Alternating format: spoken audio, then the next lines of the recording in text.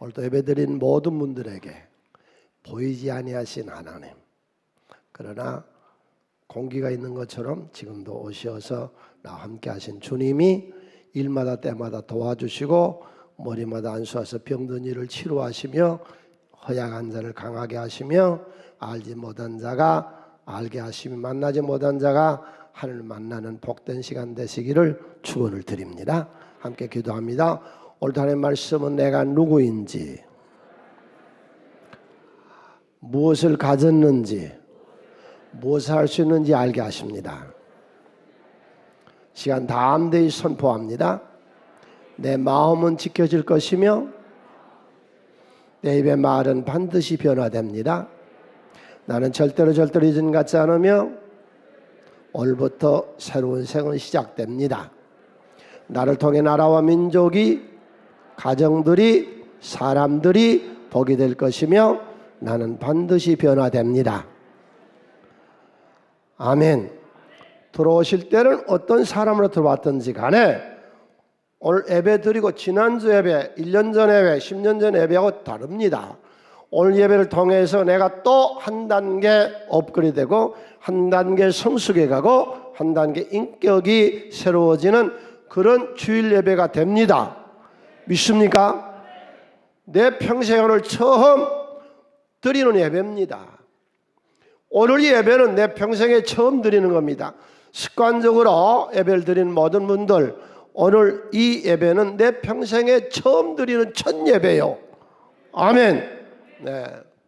오늘 우리가 보는 사도행전 9장 1절로 9절 말씀은 기독교 신앙의 엄청난 설명을 해주고 있습니다. 이거는 교리 공부가 아니고 사건입니다.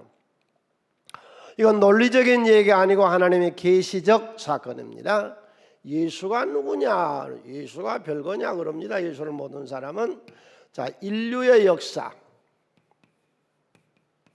시작이 있었습니다. 언제인지 모르는데 인류의 역사에 시작이 있었습니다. 그리고 모든 역사가 끝이 날 부분이 있습니다. 인류 역사의 시작과 끝, 크게 두 부분으로 나눕니다. 주전과 주후, 그러죠? 기원전과 기원후로 나누죠? AD와 BC로 나눕니다.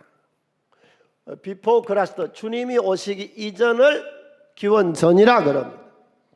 기원전 3세기, 기원전 5세기, 5,000년 전에 피라밋이 만들어졌다. 그는 예수님의 오신 걸 기준으로 하고 있습니다.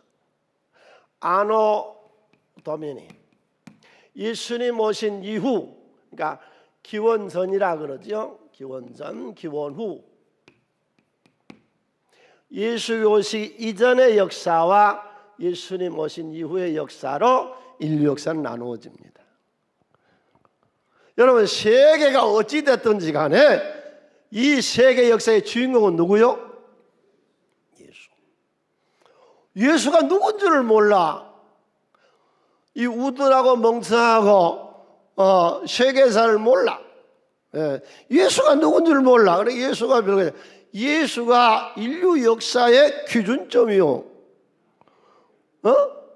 올해가 몇 년이요? 2022년은 누구 연대요? 예수 연대잖아요. 서기라 그러죠. 서기가 뭐예요? 서쪽에 서양에서 온 연대인데 이 연대가 예수를 기준으로 된 연대요. 전 세계가 예수 역사예요.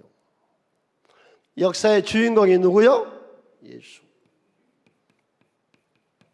오늘 바울 사도가요, 다메섹에서 예수를 만나거든요. 그럼 바울의 생애는 어떻게 되어 있느냐? 사울, 예수 만나기 전에는 사울, 만난 후는 바울. 그런데 사울, 바울 그러면 혼동이 되니 그냥 우리가 아는 대로 바울이라고 하겠습니다.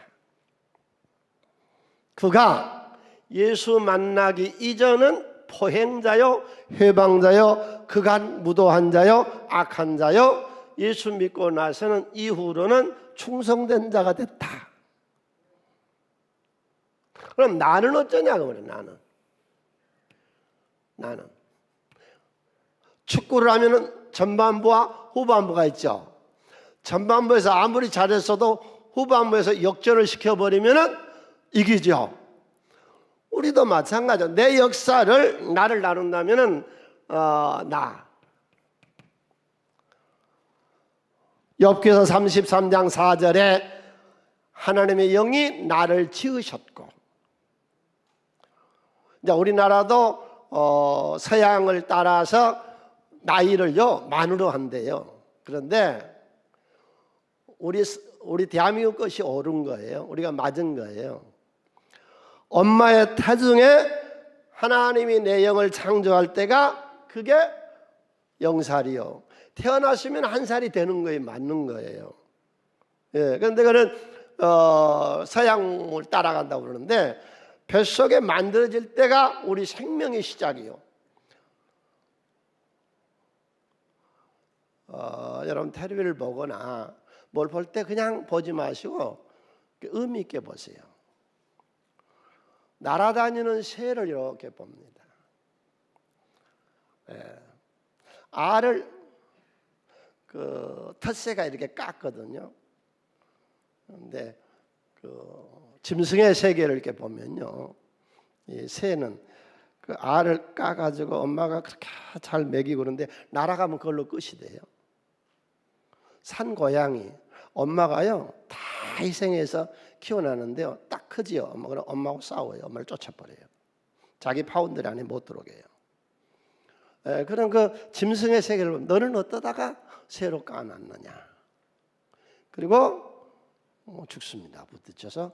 매미가 3년, 5년, 17년 만에 땅에서 나와서 한 20일 매매매매하고 미미미미하고 하다가 죽습니다. 너는 어떻게 하다 매미로 태어났느냐. 당신은 어떻게 하다가 아마존 밀림 속에서 인간으로 태어났느냐. 자마고도의 그 험악한 지경에서 시베리아에서 그 오지에서 태어나서 인생을 그렇게 고단하고 피곤하게 살다 가느냐. 나는 이 복된 자리에 태어나서 인류 역사상 가장 좋은 시기에 하나님이 나를 태어나게 하셨습니다. 예, 그럼 내 인생이 시작되어졌어요. 그러나 주님이 언젠가 날 오라 부르시면 가야 되지 않겠어요? 죽음은 축복이다 그랬어요. 언젠가 이제는 예수님은 잠자는 것이라 그랬거든요. 피곤하고 힘들고 그저 어렸을 때도 결혼하고도 또 애 결혼을 하고 이런저런 고단한 생. 그래서 요즘은 결혼도 잘 안 한다 그러죠. 어찌됐든지 인생은 끝이 있습니다. 그러니까 내 인생도 그래요. 예수 만나기 이전과 예수 만난 이후의 내 삶. 오늘 사도행전 9장은 이 과정을 얘기해 주고 있습니다. 묻습니다. 당신 인생의 주인은 누구요? 어이 목사님, 내 인생 내가 주인이죠. 그러면 왜 늙어? 늙지 마라 그래야지. 내가 주인이면. 왜 머리가 벌떡 벗어져? 벗어지지 말라 그러지? 내일 일은 난 몰라요. 내일이 아니 오늘 오후에 어떤 일이 일어날 줄 몰라요. 알면은 고속도로에 가까서요. 고속도로에 사고 나서 죽든지 반신불수가 되든지 교통사고 그 한나절 앞만 알았어도 몇 시간 전 앞만 알았어도 안 갔지요. 우리 인생은 모르는 거예요. 내 주인이 누구라고요? 내 주인이 예수인 줄 알고 살아야지요. 나를 지으신 이가 주님. 인생의 생명이 다 끝나면 오라 그러면 저 좋은 천국으로 날 위해 준비된 대로 올라가야 되는데 인생.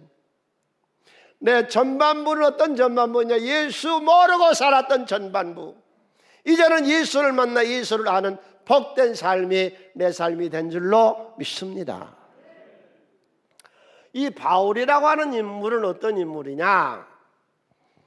초대교회의 가장 극악무도한 핍박자입니다.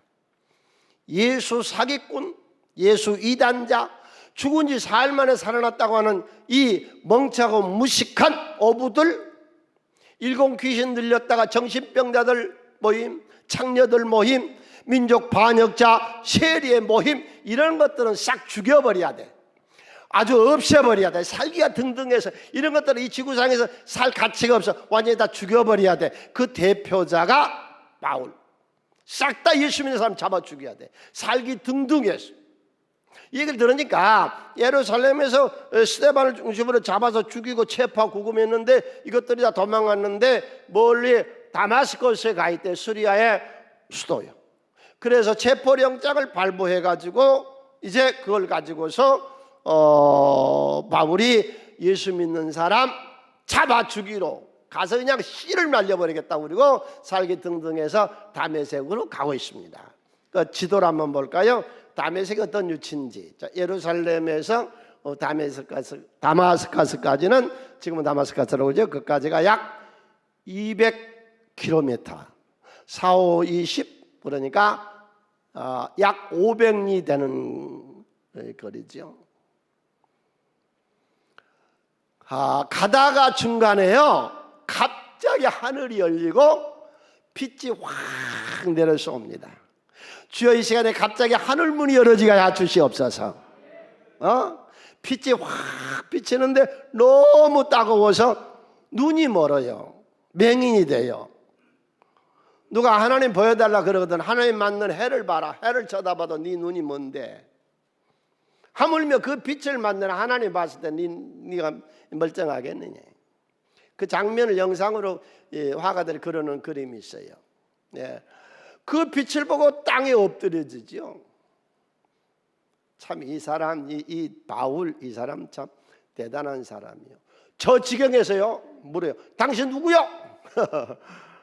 그 뭐 정신이 갔어요 우리 같은 건데. 당신 누군데 나와서 이래. 네, 그러고 묻지 그랬더니 바울아 사울아 사울아 내가 어찌하여 나를 핍박하느냐. 그 다음 그림 한번 볼까요? 그런 고급 관리였거든요. 말을 타고 지금 사람들 데리고서 다메섹으로 예수 믿는 사람 체포하러 가다가 지금 저 난리가 난 거예요. 그래서 누구십니까? 그랬더니 네가 핍박하는 예수다. 얼마나 놀랬겠어요? 네? 얼마나 놀랬냐고. 그 잘못된 열심 깜짝 놀랐죠. 그래서 눈이 멀고 그 쇼크로요 밥을 못 먹습니다. 물 못 마셔요. 그래서 사람들이 그를 안 못 보는 맹인이 돼서 그를 끌고 다메섹의 직가거리에 유다라 하는 집에 그를 데리고 갑니다. 이제 복음은 예루살렘에서 유다와 사마리아에서 땅 끝까지 전 세계를 복음화시키는데 하나님은 사람이 필요합니다. 당신 셀에 당신이 하나님 필요한 거요. 나는 필요한 사람이 하나님 편에서. 그래서 하나님이 새가 부화되고 짐승이 새끼를 낳아서 기른 것처럼 하나님은 우리 부모를 통해서 나를 낳아 필요한 사람이 나길래 하나님을 선택해서 오늘 또 이 자리에 불러 모으신 줄로 생각하십니까? 나는 인류 역사에 하나님 나라에 꼭 필요한 사람인 줄로 믿습니까? 아멘. 네, 이게 신앙이에요. 이게 기독교요. 이게 하나님 나라의 자녀인 나요. 전 세계를 복음화시키는 데에 하나님은 이방 나라의 선교사로 바로 이 바울이 필요해서 이 과정을 통해서 바울을 선택해 쓰고 있습니다. 이제부터 하나님을 만나면 사람들이 어떻게 되느냐 하는 말씀입니다. 여러분 하나님 만나셨어요? 하나님 만난 경험이 있으세요? 신을 만난 경험이 있으세요? 아멘. 하나님을 만났으니까 주일날 여기 나와서 예배를 드리죠. 하나님도 안 만난 사람이 여기로 와서 드렸겠어요? 하나님 말씀이에요. 영은 살과 뼈가 없으니 하나님은 바람 같다 그랬어요. 그러나 바람은 인간이 감당 못할 엄청난 에너지가 있습니다. 태풍 몰아치는 것처럼 하나님의 영은 나에게 역사하신 줄로 믿습니다. 하나님은 누구시냐? 찾아오신 분, 찾아오신 하나님. 인간이 하나님 알 수 있느냐? 천만에요. 인간 하나님 모릅니다. 누가 하나님을 압니까? 모릅니다. 계시야만 압니다. 계시가 뭔데요? 커튼을 휘장을 척해서 속이 보이는 거예요. 드러나는 것을 계시라 해요. 하나님 우리에게 계시하지 아니하시면 우리는 모릅니다. 사람이 연구하고 노력하고 힘쓰고 예수고 수도하고 오래 수련한 사람이 아느냐? 천만에요. 모릅니다. 하나님이 직접 우리에게 오셔야만 합니다. 네. 우리가 믿는 이 기독교 신앙을 아브라함이 만들었어요? 모세가 만들었어요? 다윗이 만들었어요? 누가 만들었어요? 아무도 안 만들었어요. 하나님이 아브라함을 불러냈어요. 모세를 선택해냈었어요. 계시종교는 신이 직접, 조금 전에 우리 찬송했죠. 주님 찾아오셨네 모시어 드리세. 주님이 찾아오신 거예요. 이게 계시종교예요. 계시종교의 근본은 신이에요. 세상에 많은 종교가 있으나 종교는 두 가지로 구분합니다. 계시종교와 자연종교. 자연종교는 자연을 숭배하고 자연의 이치를 통해서 인간의 이치를 깨닫게 하려고 하는 것이고, 원래의 자연종교는 신이 없는 겁니다. 그런데 저들은 범실론을 믿지요. 범실론이 뭐예요? 모든 물질 속에는 신이 깃들어져 있다. 지리산 속에는, 태백산 속에는, 한라산 속에는, 백두산 속에는 신이 있다. 바다 속에는 영왕이 있다. 이게 범실론, 이게 자연종교, 자연계시. 인간의 노력, 인간의 수도, 인간의 깨달음, 그것을 만들어낸 종교가 자연종교.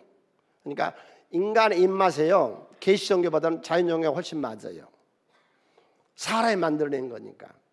그러니까 자연종교의 근본은 사람이에요. 누가 만들었냐? 사람이 만들었어요. 그래서 이걸 배운 사람들이 말하기를 신은 뇌에서, 물질에서 나왔습니다. 신은 물질에서 나왔습니다. 이게 세상 종교요. 우리는 아니요. 우리 인간의 뇌 속에, 이 물질 속에서 만들어낸 뇌세포가 만드는 게 아니고 계시, 주님이 찾아오셨어요. 할렐루야. 그 계시란 게 뭐냐? 어떤 사람이 산에 가서 참기도 하더니 하나님이 계시를 받았대요. 하나님이 뭐 이렇게 저렇게 하라고 그랬대요. 그게 계시가 아니고, 계시는 요한계시록 1장 1절로 3절에서 하나님께서 예수에게 알게 하시고, 예수가 요한에게 알게 하셨고, 요한이 종들에게 알게 하셨다. 오늘 또 하나님의 말씀을 전하고 있는데 이게 계시요. 하나님의 말씀이 계시요. 엉뚱한 귀신 받아가지고 계시라고 하지 말아요. 응? 계시는 뭐냐? 언어. 언어는 말씀. 말씀이 아담아 아담아 부르시죠. 모세야 모세야 부르시죠. 사무엘아 사무엘아 부르시죠. 오늘도 당신 불러서기 나온 줄로 믿습니다. 할렐루야. 불러서기 나지 안 불렀는데 여기 뭐하러 내가 갔어요? 뭐 하러 나갔어? 뭐. 주님이 나를 불러서 오늘도 선택받아 하나님 자녀가 돼서 여기 나왔지요. 그래, 이제 내가 할 일이 있어요. 인간편에서 우리가 마음문을 열어야 돼요. 요한계시록 3장 20절, 볼자 내가 문 밖에 서서 두드리노니 누구든지 내 음성을 듣고 문을 열면 내가 그에게로 들어가. 크게 한번 외쳐요. 손을 들어보세요. 하나님 내 안에 들어오신다. 하나님 내 안에 들어오신다. 하나님 내 안에 들어오신다. 들어가겠다잖아요. 하나님이 네 속에 들어가겠다잖아요. 헐먼헌트가 그렸던 세상의 빛이라는 성화가 있죠. 그러니까 문고리가 없어요. 그래서 처음에 헐먼헌트가 이 그림을 발표했을 때 사람들이 이 그림을 잘못 그렸다. 왜 문고리가 없는 거 있느냐? 저거요. 지금도 내 앞에서 문을 두드려 계시는 주님. 내가 그냥 믿으면 돼요. 열면 돼요. 내 안에 들어오시겠다잖아요. 신 내림이 있다잖아요. 신이 오시겠다잖아요. 하나님의 신, 예수의 신이 내 안에 들어오시겠다잖아요. 네? 내 마음 문 여세요. 그럼 주님 들어오세요. 그럼 이제 그분하고 함께 사는 것이죠. 새벽기도 하라. 그래, 새벽기도 하는 거예요. 어떻게 살 거예요, 인생을? 자, 이제부터 내가 어떻게 살 것인가? 이제 예수가 들어왔으니까 예수 말씀대로 사는 것이죠. 정직하게 살아라. 내일부터 정직하게 사는 것이죠. 교만하지 마라. 교만하지 마라. 네 일에 열심히 최선을 다해 성공해라. 그러는 거죠. 게으르고 나태하지 말아라. 게으르고 나태하지 않는 것이죠. 사치하고 낭비하지 말아라. 사치하고 낭비 안 하고 사는 것이죠. 이게 계시, 이 말씀이 와서 나하고 함께 사는 것이죠. 사명자들은 이 계시에 붙잡혀 사는 사람들입니다. 여러분, 사명자다 그러면 이렇게 저처럼 목사로 혹은 교회 어떤 일꾼으로 일하는 걸 자꾸 사명자로 착각하는데 아니요. 가정주부가 하나님의 뜻대로 살면 그것이 사명이고, 내일 직장에 출근해서 거기서 빛과 소금의 역할을 해서 살면 그게 사명자고, 내가 어떤 일을 하고 있든지 간에 먹고 마시고 무엇을 하든지 간에 주님 뜻대로 하는 것이 사명자지요. 그 사명자의 삶을 삽시다. 그 사명자의 삶을 산다는 게 뭐예요? 이 계시에 붙잡혀 산다는 거예요. 계시에 붙잡혀서. 그 계시에 붙잡혀서 우리들에게 세상에서 소금과 빛으로 살으라 그런 말이거든요. 그 소금이란 게 뭐예요? 자기를 녹여서 남을 이롭게. 갈비탕을 먹어요. 갈비탕을 먹는데 소금을 안 치고 먹어보세요. 그건 맛없어 못 먹어요. 시너지 효과다 그러죠. 소금 맛만 내는 거 아니에요. 그 전체의 맛을 내게 해줘요. 예수가 들어가면 내 인생 전체의 맛이 일어난 줄로 믿습니다. 그게 소금이죠. 내가 소금으로 세상을 산다 그 말은 무슨 말이에요? 손해보고 사세요. 아내한테 손해 좀 보고, 남편한테 손해 좀, 자식들한테 손해 좀, 부모의 손해 좀 보고, 직장에 손해 좀 보고, 오늘 셀에서 우리 셀 리더 손해 좀 보고, 어디 가서든지 손해 좀 보고 삽시다. 남을 위해 살자고요. 우리 교회 표가 위해서. 그게 성경 전체의 가르침이고, 십자가고 예수고 남을 위해서 사는, 좀 손해 보고 사는 거죠. 이기주의는 안 되는 거죠. 좀 손해보고. 그게 인간이 승리하고 이 세상에서 성공할 수 있는 삶의 비결. 이걸 사람들은 몰라. 98%는 나 이기주의, 날 위해 살아요. 2% 정도는 남을 위해 살아요. 예수 믿어도 마찬가지예요. 이기주의자들은. 그 다음에 빛으로 산다는 건 뭐예요? 어두운데 밝은 빛을 보여줬다. 본된 삶. 혹시 마음에 상처가 되거나 기분이 조금 안 좋더라도 말씀이니까 들으시죠. 부모는 신앙생활 잘해 목사가 돼 있고, 부모는 신앙생활 잘해 장로님이 돼 있고, 부모님은 신앙생활을 잘해 권사님이 돼 있고, 부모님은 신앙생활 잘해 집사님 돼 있는데 자식들은 안 믿습니다. 뭘 어떻게 하자는 거예요 지금? 뭘 어떻게 하자는 거예요 지금? 자식들은 안 믿습니다. 왜? 본이 안 된 거예요. 본이. 권사님이 며느리를 얼마나 십자를 시키든지 그 아들이 평생 교회 안 나오고 가버렸어요. 본이 안 되는 거예요. 본이.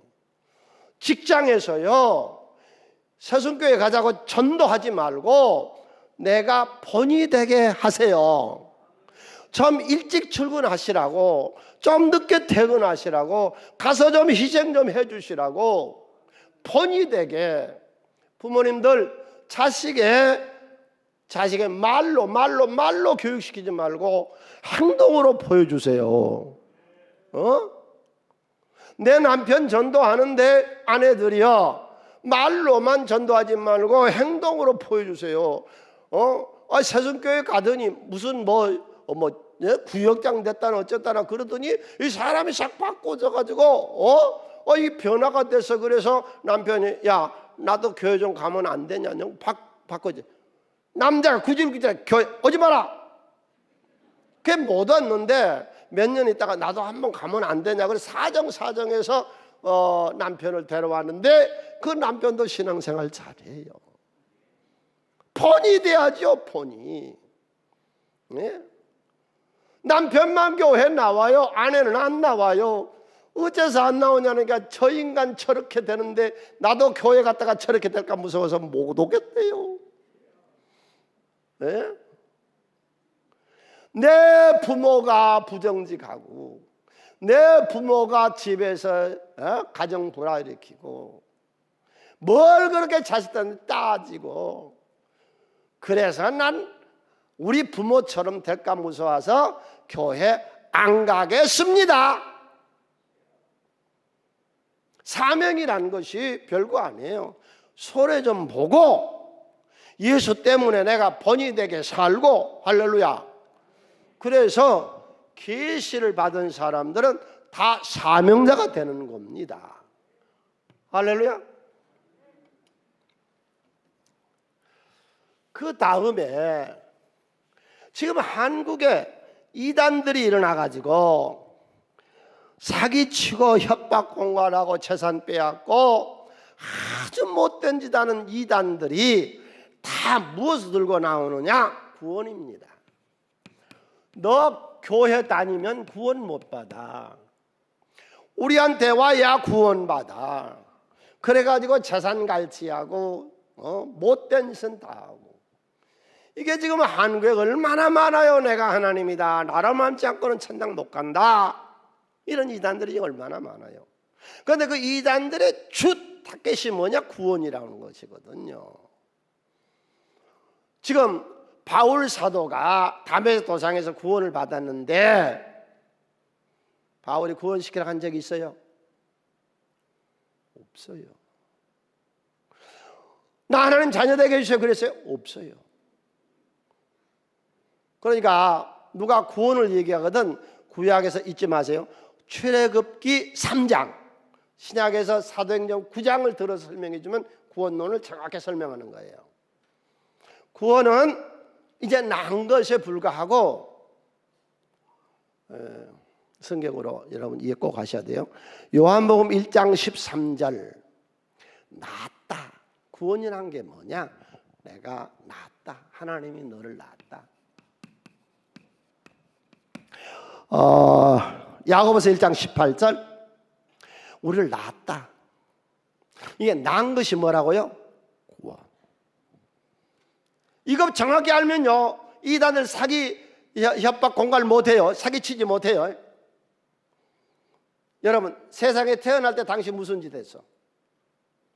그 집안에 태어나자고 그랬어? 난 여자가 좋아해, 난 남자가 좋아해, 남자를 낳았어요? 난 이 가문이 좋아서 여기 났어요? 시베리아 안 나고 저 아마존 강에 안 나고 여기 좋아서 여기서 났어요? 무슨 소리요? 우리가 날 때는 아무 짓도 안 했습니다.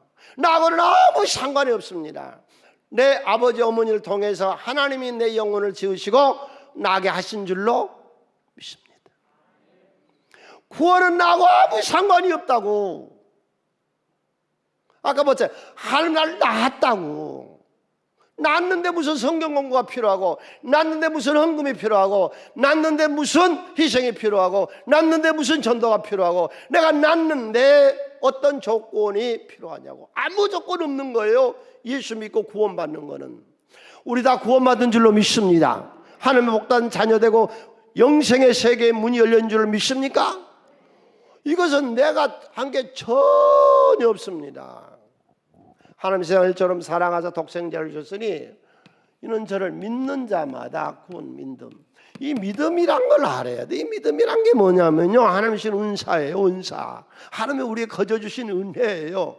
그냥 믿게 하신 거예요. 그러니까 아까 헐머넌 뒤에 그림을 보셨는데 그냥 마음문 여시고 믿으세요.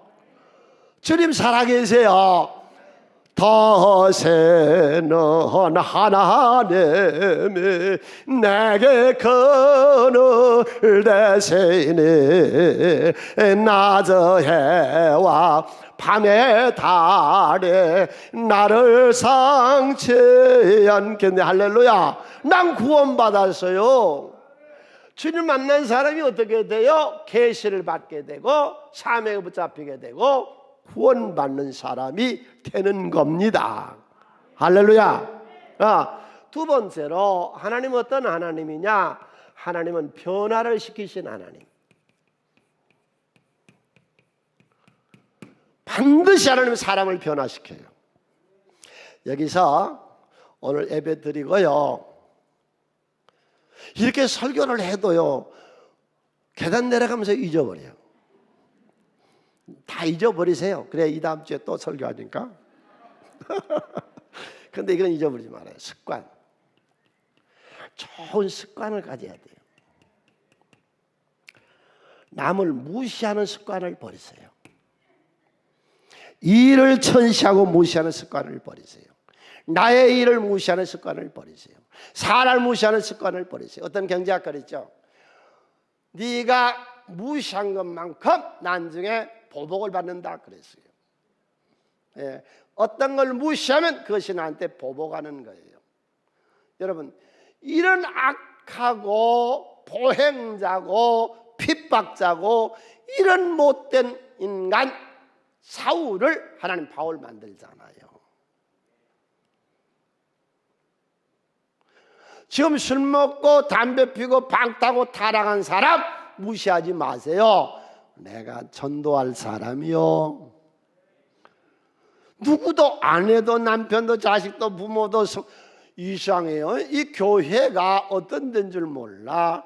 서로 사랑하라 그러니까요, 어떤 사람이 애를 기르는데 이게 초등학교 학생이에요. 학교 가서는 맨날 왕따 당하고 애들한테는 괴로움 당하고 그런 바보 짓거리를 하다가도 집에 오면 엄마를 이렇게 괴롭혀. 이게 세상에 어떻게, 교회 와서는 교회를 괴롭혀. 세상에서는 잘 나가지도 못한 것이 세상에 잘 나가는 교회 와서 순종합니다. 왜? 그는 순종을 알기 때문에 세상에 성공했거든요. 신앙 안에서도 성공하셔야 돼요. 아멘? 무시하지 말아요. 자, 새 사람이 됐다. 예수 믿으면 기억하세요. 새 사람 된 거예요. 이전 것은 지나갔으니 보라, 새 것이 되었다. 우리 아버지 교회 가더니요, 저는 루라포코 살 때는 그런 간증이 많았는데 또 좀 이따 시작합시다. 술 담배를 끊었어요. 대학교 교수 한 분이 우리 교회 나오셨는데 남들 만나가지고 그래요. 목사님, 이번에 내가 학습 받았는데 기념으로 술 담배 끊었어요. 노름 끊었어요. 목사님 우리 남편 교회 나오더니요, 아주 사람이 순한 양같이 됐어요. 어떻게 우리 아버지 죽을는지 모른대요. 오늘 예배 들어갔더니 어째서 아버지가 죽을 거냐 그랬더니 죽을 때 되면 변화된다는데 아버지가 완전히 오늘 변화돼 버렸어요. 할렐루야. 자식들이 걱정할 정도로 변화됩시다. 왜 변화됐어요? 청과 10범쯤 되는 사람이 청과자가 바꿔졌어요. 그 새것 의미 아닙니다. 자, 이제 새로운 사람이 됐다, 새것이 됐다 하는 의미는 어떤 의미냐? 바울 사도가 담에 떠나서 새것이 됐는데 그는 술 담배 안 했습니다. 노름 안 했습니다. 방탕 안 해서 타락 안 했습니다. 디모전서 1장 12절로 13절에서 나를 능하신 그리스도 예수 우리 주께 내가 감사함은 나를 충성되이 여겨 충성되게 여겨. 충성되게 내게 직분을 맡기심이니 내가 전에는 비방자여 박해자여 포행자에서나 도리어 궁유를 얻은 것은 내가 믿지 아니할 때에 알지 못하고 행하였습니다. 새 것이 됐다, 새 사람이 됐다는 술 담배 끊었다, 전과자가 바꿨다, 그런 의미 아닙니다. 새 것이 됐다는 것은 충성된 일꾼이 됐다는 얘기입니다. 술 담배 끊었다가 다시 또 시작해요. 노름 끊었다가 20년 만에 다시 시작해요. 전과자였다고 교회 다니면서 간증하더니 더 큰 전과자가 돼버려요. 더 큰 사기꾼이 돼버려요. 여러분, 예수 믿고 새것이 됐다는 의미를 아세요? 오늘 깨달으세요. 사람 변화됐다, 성품 바꿨다, 그걸 훨씬 뛰어넘습니다. 기독교에서 말하는 새 사람, 성에서 말하는 새 것, 하나님 말씀하신 새 사람이라는 것은 박해자와 포행자였던 그가 교회의 가장 충성된 일꾼으로 바꿔지는 겁니다. 이걸 일컬어서 하나님은 새 것이다, 그런 겁니다. 이해되셨어요? 술 담배 끊은 거 아니에요. 그걸 끊지 말라는 말은 도도가 아니고, 타락하고 부패하고 그런 사람이 변화됐다고 새 것이 아니에요. 하나님의 충성된 일꾼이 됐을 때 비로소 새 것이 됐다, 새로움이 됐다고 설명하고 있습니다. 그 다음에 하나님은 여러분 믿으세요, 반드시 우리 운명을 개조합니다. 내 타고난 운명을 바꿔버리십니다. 죄와 저주와 사망에서 우리를 건져냈다 그러죠. 완전히 바꿔줍니다. 그러려면 회개해야 됩니다. 깨달으세요? 바울이 여기서 회개했어요? 하나님이 하게 했어요? 회개는 하나님이 하게 하셔야 됩니다. 아멘. 믿음으로 구원한다. 믿음도 하나님이신 은사입니다. 이 시간도 하나님 우리를 회개케 하시기를 바랍니다. 1절 동안 우리가 행했던 모든 더러운 것들이 보여지고 그것을 오늘 변화의 새 사람 내는 것이 운명 개조지요. 야고비가 집을 출발해서 멀리 밧다마람으로 갑니다. 곤고하고 환난의 삶이요, 아무것도 없습니다. 이번에 그 지하실에서 새 모녀 사건은 참 비참한 얘기입니다. 우리 셀 리더들 그런 집 있는가 잘 좀 보세요. 나는 그런 뉴스 볼 때마다 우리 셀은 어떤가 그래요. 잘 좀 보세요. 예. 그리고 오늘 우리가 이제 수재민 그 돕기 헌금을 드릴 겁니다. 그래서 그걸 통해서 정말 어려운 분들에게 우리가 도움을 주도록 그렇게 할 겁니다. 네? 이런 운명을 20년 만에 밧다마람에서 그는 엄청난 거부가 돼서 한때 두 때를 이루며 되도록 기업을 일으키게 운명을 개조합니다. 난 죽었으면 좋겠어. 정말로 죽었으면 좋겠어. 하나님 날 좀 죽여주세요. 존엄사, 안락사, 우리나라의 82%, 83% 사람들이 원하고 있습니다. 국회에서 그 법을 만들라고. 그런데 어제 신문에 보니까 지식 수준이 높은 사람일수록 존엄사를 요구했더라고요. 그러니까 자살하면은 안 되니까 지옥 가니까 하나님 나 자살은 못하겠으니 날 좀 이제 죽여주세요. 이 괴로움 많은 세상 더 살 수 없어요. 멀리 어디론가 도망쳐 버리든지, 아니면 하나님이 하늘과 땅을 빡빡 갈아서 다 없애버리든지, 주님 오셔서 말세 정리를 해버리든지, 제발 날 좀 죽여주세요. 우울증 환자 엘리야, 왕후 이세벨이 죽이겠다는 협박에 불안해 견딜 수가 없어서 죽기를 각오했는데 하나님 그를 기도의 산 호렙산으로 이끌어내셔서 새로운 인생을 살게 하십니다. 우리나라 국민의 40%가 우울증을 앓고 있답니다. 의사들 통계입니다. 여러분 속에 혹시라도 세상이 괴롭고 죽기를 원하는 사람이 있거든 오늘 이 말씀을 듣고 하나님 만나시기를 바랍니다. 새로운 인생이 펼쳐져요. 왜 나만 못 사냐? 왜 나만 안 되냐? 왜 나만 자식 못 낳냐? 한나 하나님의 분인 나는 낳는데 나는 자식을 못 낳아 나에게 자식을 주세요. 실로 있는 하나님 성전에 가서 기도했더니 하나님은 죽이기도 하시며 살리기도 하시며 가난하기도 하시며 부하기도 하신 하나님이 나를 건져냈다. 하나님은 악한 자를 선한 자로. 이사야서 6장에 이사야가 환상 중에 하늘나라를 보고 나를 보니 핀 숯으로 내 입술을 태우시오. 나를 보게 되어 오늘 나를 보시기를 바랍니다. 그리고 내 운명이 개조돼요. 실패자가 성공자로, 무지한 자가 지혜자. 이게 하나님의 능력이에요. 할렐루야. 예, 오늘 하나님의 능력이 임하시기를 바랍니다. 그런데 여기에서 이제 말씀은 다음 단계로 넘어갑니다. 이 하나님의 은혜가 모든 사람이 누리는 건 아닙니다. 데살로니가후서 3장 2절 믿음은 모든 사람의 것이 아니니 이 세상의 모든 사람들이 다 성공에 있는 건 아닙니다. 신앙하는 하나님의 은혜를 모두가 다 누리는 거 아닙니다. 오늘 말씀을 듣는 여러분, 저와 여러분, 이 바울이 은혜를 누리게 되는데 바울의 은혜를 보세요. 첫 번째로 그는 엄청나게 강한 자입니다. 우리가 자꾸 신앙생활하면서 유약한다, 뭐 양보하고 5리를 가자면 10리를 가고 겉옷 속옷까지 주고 뭐 그래서 자꾸 약한 허양. 약하지 않습니다. 그 빛이 내려온 틈바구니에서도 바울은 당신 누구요? 담대해요.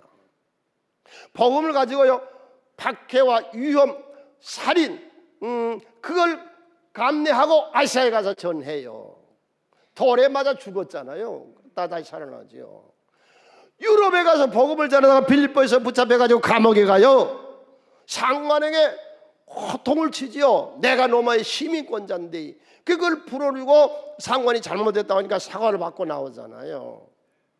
유럽을 복음화 시키잖아요. 그 얼마나 담대한데요. 헤롯의 후손인 아그리빠 왕 앞에서 이 복음을 전해요. 벨레스 총독 앞에서 복음을, 대통령을 만나자마자 다른 얘기 안 해요. 예수에게 복음을 전해요. 그러니까 네 미쳤다 그러잖아요. 그러니까 사도행전 26장 29절에서 바울이 이르되 말이 적으나 많으나 당신뿐만 아니라 오늘 내 말을 듣는 모든 사람에게 다 이렇게 결박된 것 외에는 나와 같이 되기를 하나님께 원한다. 담대한 거예요. 강한 자예요.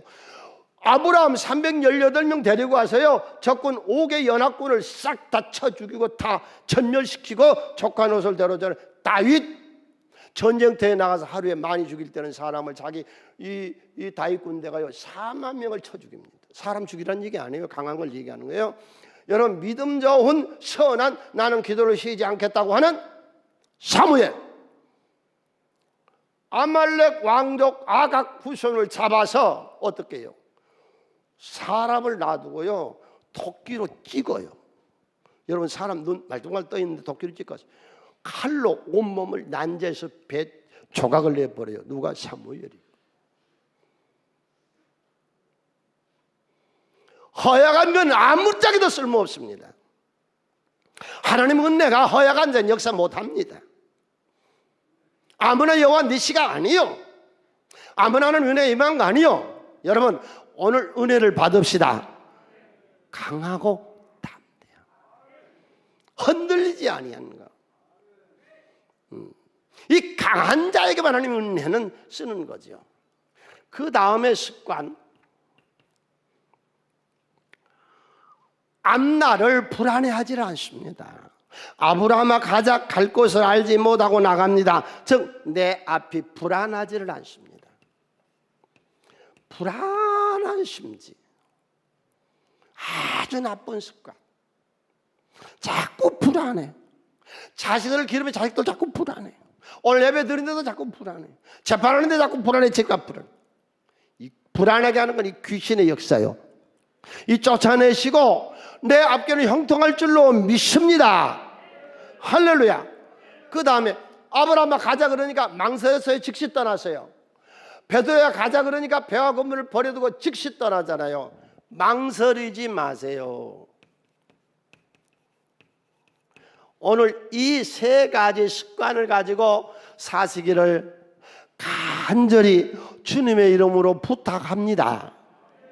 나도 어떤 일도 무슨 일도 무시하지 않고 어떤 책을 보다 한 기절도 흘러버리면 무시하지 말고 내 앞길을 불안해하지도 말고 어떤 기회가 왔는데 망설이지도 말고 바로 즉시 돌아서 버리잖아요. 바울 즉시서 바로 다 유대인의 마음 공부라는 책이 있어요. 그 책에 보면은 그 세 장인가 넘기면 이 말이 나와요. 당신이 누구든, 당신이 나이가 많든 적든, 지금 어떤 상에 처해 있든, 학력이 높든 낮든 그런 건 문제되지 않습니다. 인생을 살아보니까 그러잖아요. 오직 한 가지 지금 적극적으로 인생을 사느냐 하는 겁니다. 소극적인 사람에게는 하나님의 역사가 일어나지를 않습니다. 적극적인 인생들. 불안하지 않으며 망설이지 않으며 아브라함이 가면 될 줄로 믿었으며 베드로가 될 줄로 믿었으며 바울이 될 줄로 믿었습니다. 주여 오늘 나에게 이런 믿음 주시옵소서. 주님을 만나면 이렇게 됩니다. 자, 바울의 인생을 볼까요? 바울 신앙을 아주 귀중한 겁니다. 과거를 묻지 마세요. 너희는 이전 일을 기억하지만 예전 일을 생각도 하지 말라. 만일 바울이 과거에 핍박하고 박해하고 스데반 죽이고 하는 이런 일들을 기억한다면 그는 하나님의 일꾼 될 수 없습니다. 당신 부탁합니다. 정말로 부탁합니다. 우리 아버지가 박수 묻던 건 아무 상관없습니다. 이전에 실패한 거에 자꾸 생각하세요. 예수 안에서는 새로운 피조물인데 이제 새롭게 하나님이 실패자를 성공자로 만들어 나가시는데, 무지한 자를 지혜자로 만들어 나가시는데, 깨닫지 못한 자를 깨닫게 하시는데, 오직 오늘 또 성령 하나님이 임재하여 주시옵소서. 이전 거는 다 버리래요. 싹둑 잘라서 버리래요. 보라, 내가 새 일을 행하리니 이제 나타낼 것이라. 하나님이 새 일을 행하려고 그러는데 자꾸 이전에 실패한 것, 과거의 것 자꾸 생각나 쏙 잘라버려요. 오늘부터 새롭게 삽시다. 예수와 함께. 예수가 남편이 되고 신랑이 되고, 예수가 내 인생의 동반자가 되고, 과거는 다 버리자고요. 이전 일은 기억도 하지 말고 생각도 하지 말고 다 버려라. 내가 새 일을 행하리라. 바울은 여기서 다 과거를 버리고 갑니다. 빌립보서 3장 13절에 나는 뒤의 것은 잊어버리고, 이 부끄러웠던 과거는 잊어버리고, 그는 굉장한 열정의 사람입니다. 그런데요, 이 열정이 어디서 나온 줄 아세요? 사명에서 나온 겁니다. 사명은 생명을 내놓는 것이거든요. 예수 바로 믿는 건 생명을 내놓는 겁니다. 이 세상의 사업에 성공하는 것은 그 직장을 위해서, 그 사업을 위해서 생명을 내놓는 것은 성공한 겁니다. 믿습니까? 이 열정이 있었다고.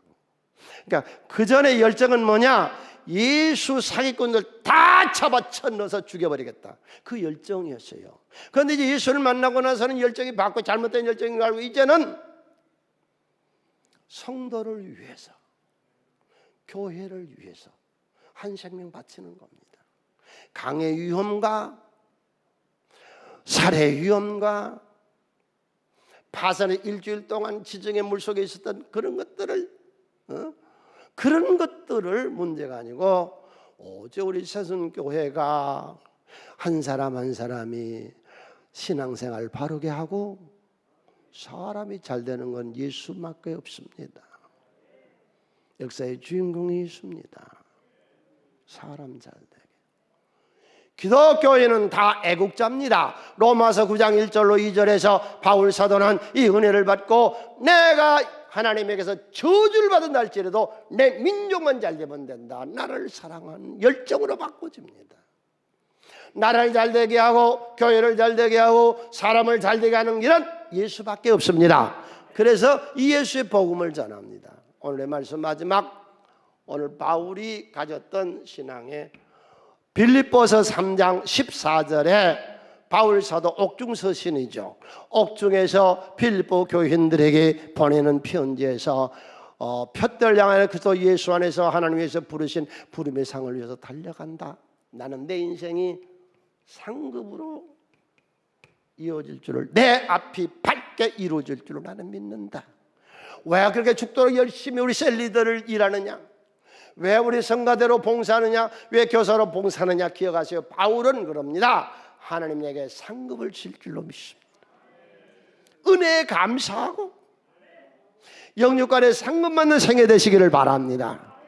오직 우리 모든 성도님들이 허약하지 않고 강한 자가 되게 하시고, 망설이고 불안하지 아니하고 어떤 일은 적극적인 자가 되게 하시고, 과거의 것들은 다 잊어버리고 오늘 이후로 새로운 인생이 시작될 것이며, 나를 뛰어넘는 열정 크겠어요. 내 어떤 재능보다 훨씬 뛰어넘는 열정, 할렐루야. 그게 성령의 불 가운데서 일어나는 거예요. 내 능력, 내 재능을 훨씬 뛰어넘는 성령의 역사가 우리 속에 불 붙고 있어요. 화라산. 믿습니까?